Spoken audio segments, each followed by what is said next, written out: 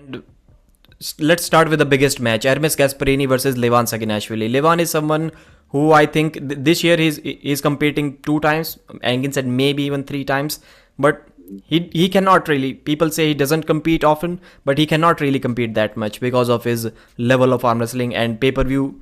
People need to believe that the match is going to be at least close to get more interested into buying the pay per views.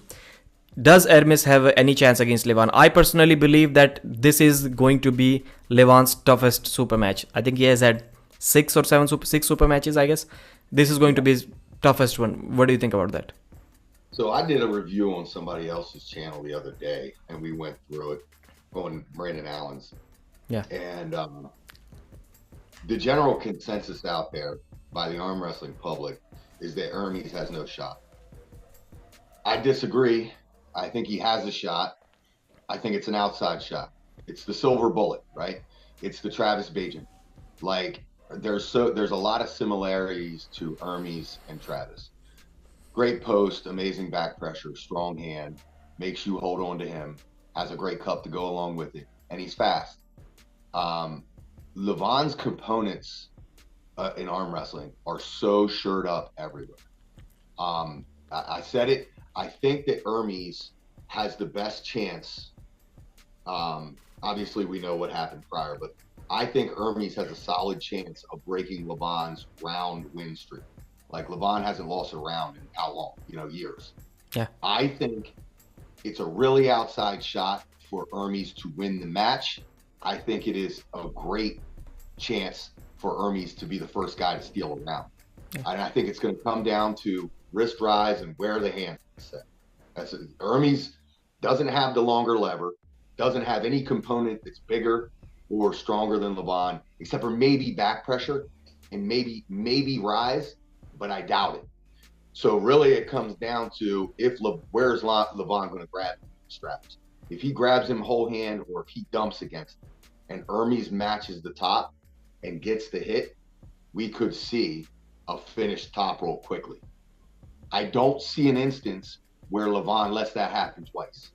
He'll re-engage, he'll reset the strap in a better position and probably come back just because his components are so good. I would think for Ermes to take a round, he would have to line everything up perfectly. And then I would see Levan making an adjustment. The only other X factors there are, if he does any damage in that angle and Levan can't recoup from it, But I see Levan as the heavy favorite. I think everyone in the community does. But I do think that there's a silver bullet out there for Ermes. Mm-hmm. Many people are saying that there is a possibility that Ermes can win the first round. But my question, whenever I hear these comments, I always think like, if Ermes can open Levan's wrist once, what would Levan do to adjust after that? Why couldn't he do that 6 times in a row?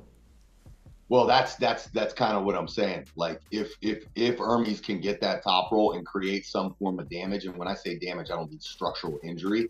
I mean compromising that wrist to the point where the flexion doesn't hold up anymore.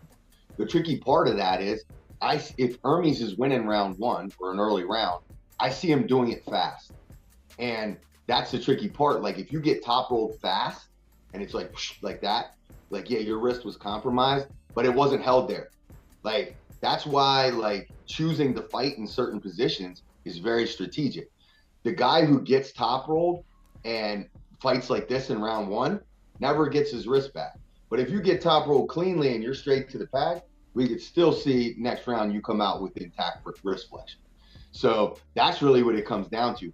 Can Ermes either pin him fast and steal a round, or can Ermes flat out take his wrist because of a setup scenario and then not pin him fast, which I think is playing with fire too, because, I mean, Levan's good enough and people act like he's just strong, but his table IQ is good too.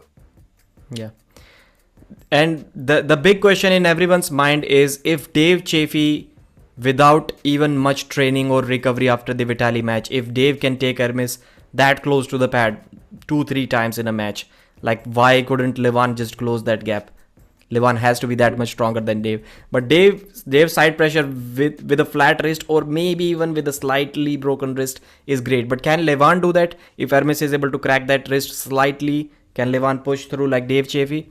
That's the question. We have seen Levan getting pressed to the pad by Krasi and by Gennady without a wrist. But we've never seen Levan do that to someone. I have not seen Levan arm wrestle like that. So if that wrist gets cracked, it can get difficult for Levan. And Ermes is training like he's really, I would say, passionate about this match. Like even if you talk with him personally, he's taking everything seriously. If anyone, Of course. yeah, Are you kidding me? yeah, That's like somebody saying, "Hey, guess what? You're fighting Floyd Mayweather in 3 months." yeah, Like this is your biggest opportunity of your life. You can take down this mythological beast. If you are not taking this absolutely serious, if this is not the Super Bowl for you, or the super heavyweight boxing championship against the greatest of all time, then there's something wrong in your head. I would expect nothing but the absolute best version that Ermes can possibly bring on that day. I think we see a career peaked Ermes for this match. Mm-hmm. And how great would it be if the scenario you just described went down? Yeah. Like even if Levan wins, if he has to do it in an ugly fashion, Ermes is still a legend forever. Yeah. If he puts Levan in a flop and Levan presses to him, Ermes is a legend. Like it's one of those deals where it's like, this is the Super Bowl for you, like Ermes. Like this is the super heavyweight world championship against one of the greatest of all time. But the pressure there is not as much. You're putting pressure on yourself because how bad you want it, but the pressure for you to actually succeed and win is low.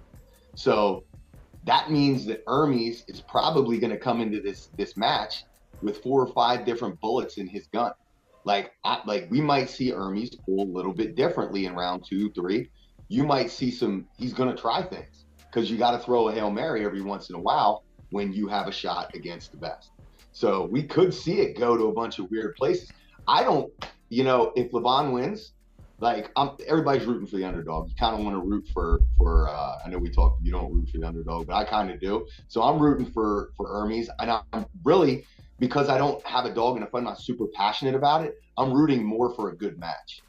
So like if we just see some drama in that match, it's well worth the watch. Yeah. And I think I'm correct about this fact. Ermes has not lost a single match when he has a pronation. You have to take his risk to beat him. If he has a pronation, he will beat you. Never. I don't think since the time when he started being top in his weight category, he has not lost a single round when he has pronation. Not in 90 kilos, 95, 100, or even super heavies. He just doesn't lose if he has that pronation. And even with Dave Chaffee, we saw he was that close to the pad. He didn't have any cupping, but he had only pronation. His rise was his rise was also not there.